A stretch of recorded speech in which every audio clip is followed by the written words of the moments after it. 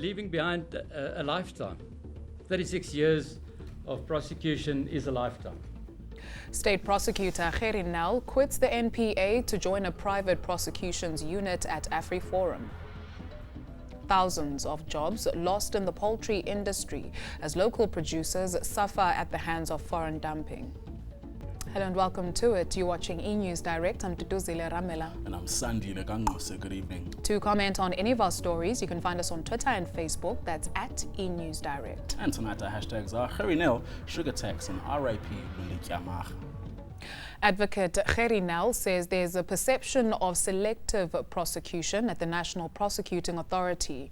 He's unwilling to say whether his resignation is a vote of no confidence in the NPA.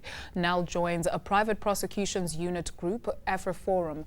He says it's built on the principle that no one is above the law. Gerrie Nel has been a prosecutor for 36 years, famously winning convictions against former National Police Commissioner Jackie Salibi and Paralympian Oscar Pistorius. But he's decided to quit the NPA, giving them 24 hours notice. I just want to make it clear that this decision wasn't a sudden decision, wasn't something that I decided on yesterday. There's been consultation and conversation going back a year or more. Nel joins Afriforum's private prosecutions unit, saying there are perceptions of selective prosecutions at the NPA. We asked him if the public should view his resignation as a massive vote of no confidence in the NPA. Nel stressed that his unit will investigate both the private and public sectors. He says anyone can bring evidence before them if and when the state has declined to prosecute on that evidence. So how does he respond to the controversy that surrounds his decision to join Afriforum's unit? May I just say that I hope that I build up an integrity over 36 years. And I hope that one decision to join Afriforum or to create something new will not impact on that. Nel refuses to name his potential targets, saying he won't conduct his unit's investigations in the media. But the cases they choose will certainly affect the public's perception of whether they're focused on equality before the law or political point scoring. Karen Morn, Pretoria. Retrenched workers in the poultry industry have spent their last day on the job at South Africa's second largest chicken producer. RCL Foods is one of several companies severely affected by the dumping of chicken from countries like the US and the UK in the local market. The company recently sold 15 of its 25 Hammersdale chicken farms in KZN to stay afloat. Nkosanathi Shezi has just worked his final shift at Rainbow Chicken. He's one of 1,350 retrenched workers at one of the company's Hammersdale plants. It's tough for us. It's tough for me because, you know, here in South Africa, there's a very few job opportunities. So I'm still going to search and search. Shezi supports a family of 6 on just 6,000 Rand a month. He's deeply concerned about the future of work in South Africa. If the government doesn't listen to what we're trying to say to him, this will just keep on going. Most of RCL's retrenched workers were laid off on Friday. Actually, I'm feeling very broken, but after this is my lifelong job, and I'm the age of 59, and I can't go anywhere else. I was in this company, and I wanted to do pension up from this company. In a statement, RCL Foods says it's managed to find alternative positions for around 300 workers and that it's committed to helping its former employees. We push again and request from the MD of the company, which is Mr. Scott Pittman, and he came with another 500,000, meaning that currently we've got 1 million from RCL and we've got 500,000 from capacity. So that money will be utilized to train those employees that are affected. The poultry industry says around 110,000 jobs are at risk. The ANC has meanwhile suggested government should buy poultry farms to help save jobs. Judith Subin, Hammersdale, KwaZulu-Natal. Farmers could be facing an unprecedented threat from a new species of armyworm. 3 provinces have reported an unfamiliar pest devastating their crops.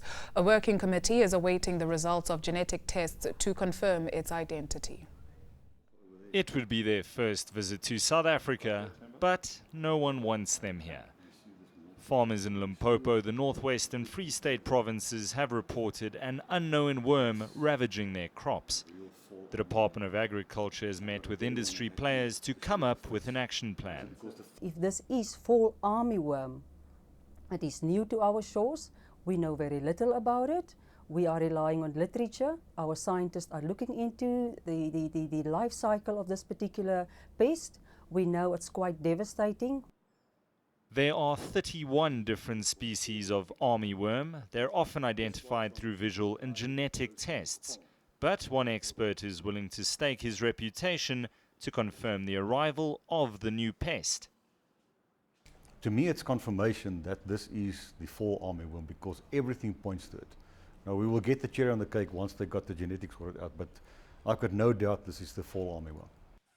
It's believed the American or fall armyworm ravaged crops in Zambia, Zimbabwe and Malawi.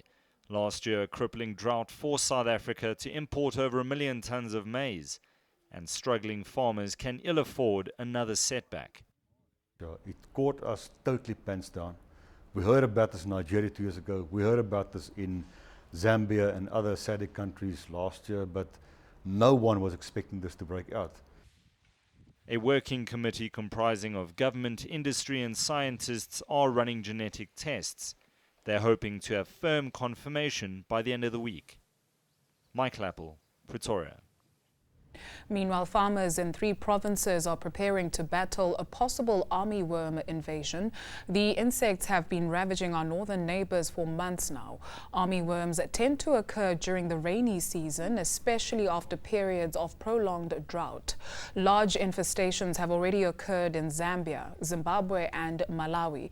The current outbreak involves a South American variety called the fall armyworm. In Zambia, the caterpillars have invaded more than 10% of the country's planted areas.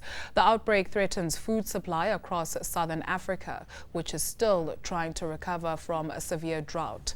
They spread when the caterpillars turn into moths and are carried long distances by wind. Experts say the species is already resistant to many insecticides. Home Affairs Minister Malusi Gigaba believes many in the hospitality sector abuse their workers. The minister is also concerned that far too many restaurants and hotels are ignoring the law to employ local staff and warns that those who don't comply could face jail time.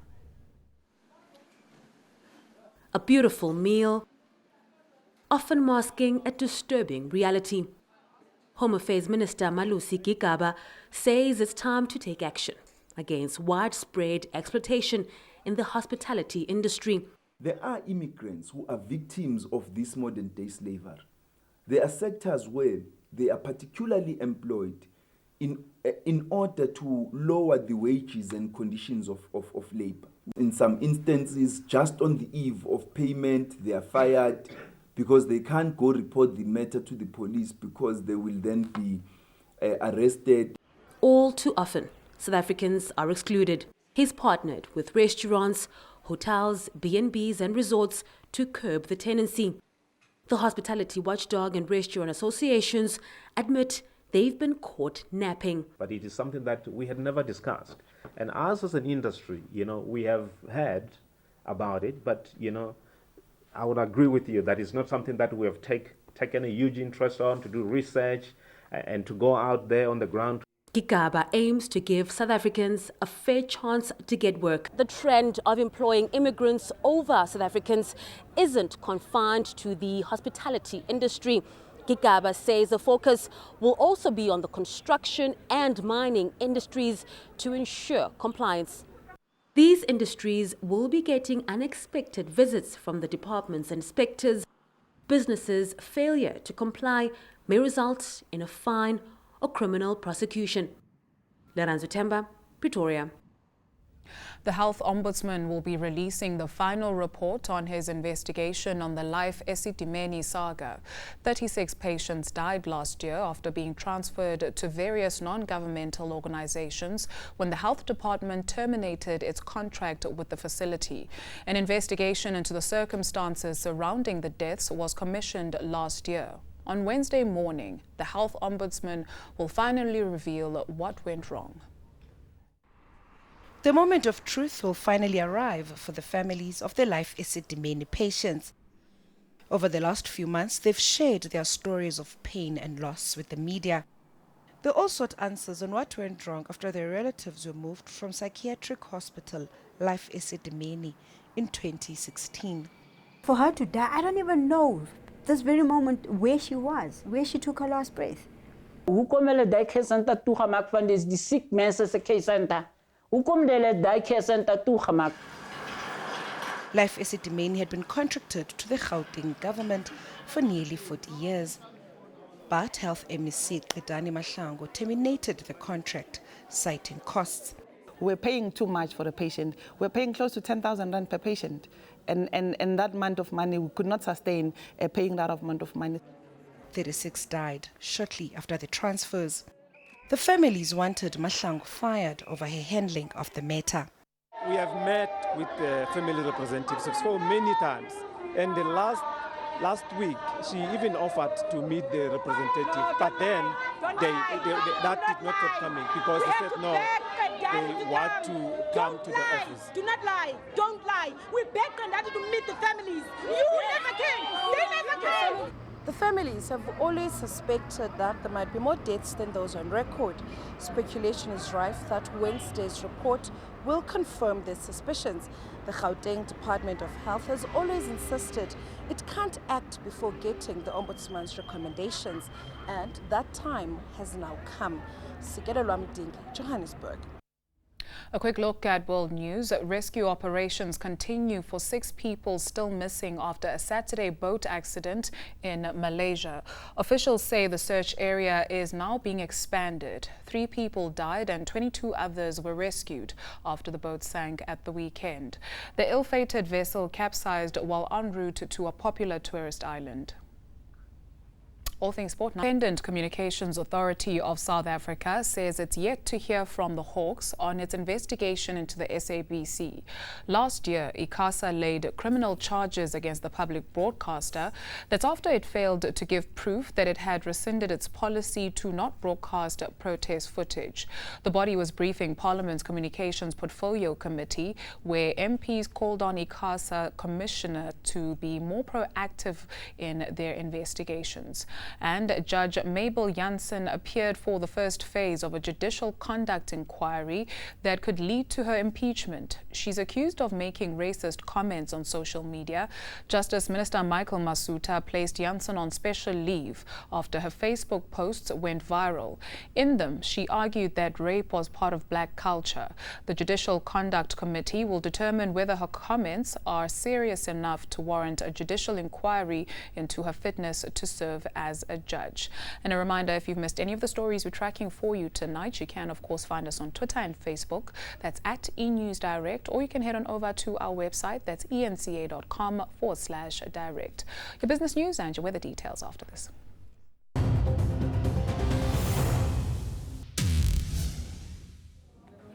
In Money Matters, various stakeholders are presenting their cases at the first public hearing on the sugar tax in Parliament. During last year's budget speech, Finance Minister Pravin Gordhan announced that a sugar tax would be implemented in April this year. The health sector welcomed the move, which government hopes will help curb the high obesity rate. However, the Beverage Association of South Africa says it will only damage sugarcane farmers already badly affected by the drought. BevSA says there will be further job losses in rural areas. Let's see how the markets perform today.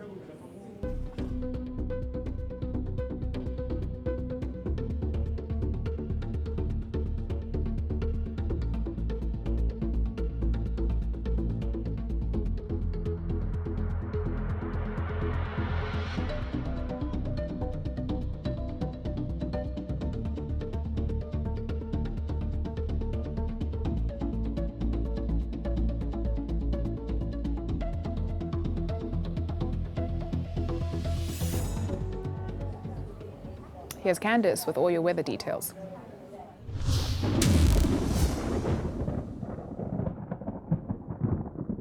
We've seen rain and thunder showers over the southeastern part of South Africa over the last couple of days. And on Wednesday, we're forecasting a 40% chance of rainfall along the Eastern Cape coastline, with thunder showers as we head further inland. Thunder showers also forecast for the northwest and over the extreme northeastern part of Limpopo, with evening thunder showers forming across the Northern Cape. Overall, warmer temperatures are expected across South Africa on Wednesday, with a hot forecast into KwaZulu-Natal, and we're expecting some evening rain over the southern part of the Western Cape. Here's that hot weather throughout KwaZulu-Natal with a high of 34 degrees for Ladysmith and Ulundi. We'll see thunder showers mainly over the extreme southern part of the province, as well as into Elliot and Umtata. We're forecasting a warmer day throughout the Eastern Cape with hot weather over the interior with highs well into the 30s. You'll see a warm afternoon along the coast with the possibility of rainfall. Sizzling hot over the Western Cape interior with a warm day as we head towards the coastline. Evening rain is forecast for Bredasdorp with a maximum just shy of 30 for Cape Town and Langebaan. A warmer day is expected throughout the Northern Cape with a high fire danger warning over the central parts. You'll see isolated thunder showers over the northern and northeastern part of the province, as well as into Welkom, where we can expect a high of 33 degrees. Dry for the rest of the Free State though, with a bit of cloud expected overhead. Isolated thunder showers are forecast for most of the northwest except in Rustenburg at 30. Isolated thunder showers are expected over the extreme northeastern part of Limpopo with a partly cloudy and dry day for the rest of the province. Dry weather is expected into Mpumalanga, 30 degrees for Bombela and eMalahleni, and eMakhazeni and Ermelo at 27. A dry day is expected for Gauteng on Wednesday with a maximum temperature of around 30 with some cloud expected overhead. On Thursday, we're forecasting cloudy and wet weather over the southern and southeastern parts with thunder showers extending from Uppington and Mahikeng all the way through to the coast. Dry over the northeastern part of the sizzling hot day for KwaZulu-Natal. Dry weather continues in the west all the way through to Friday, but with thunder showers and showers for the rest of South Africa. That's all from the Weather Centre for now. Have a great night. Thank you, Candice. Here's what's coming up after the break.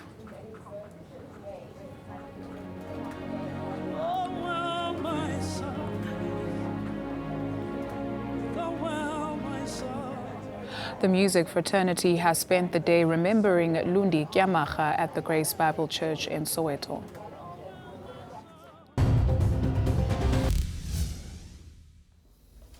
Fellow musicians have paid tribute to the late gospel star Lundi Kyamaga during a memorial service at Grace Bible Church in Soweto. Indeed, the 38-year-old gospel artist passed away on Friday after a long struggle with stomach tuberculosis and liver complications.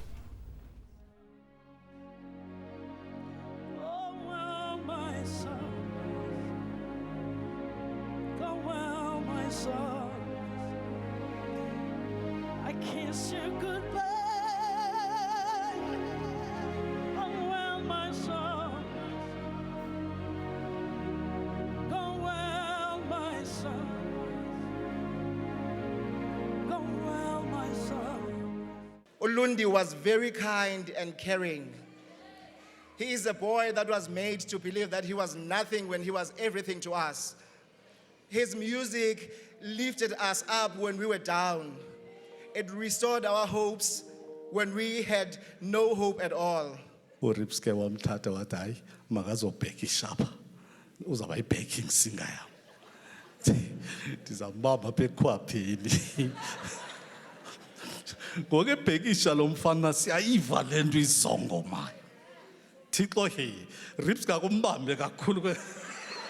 We have secrets that we've shared with Lundi. Bengimthethisa ngikhulume naye. Whatever disease that you have, take your medication until udokotela ehlala nawe phansi athi udokotela ayibo siphelile isifo kuwena yindaba.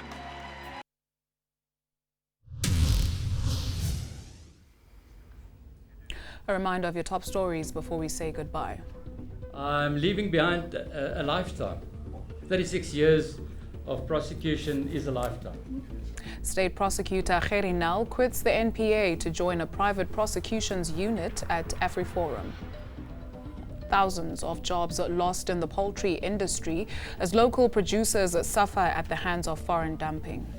And that's a wrap from the eNews Direct team. Once a week. See you tomorrow. Take care.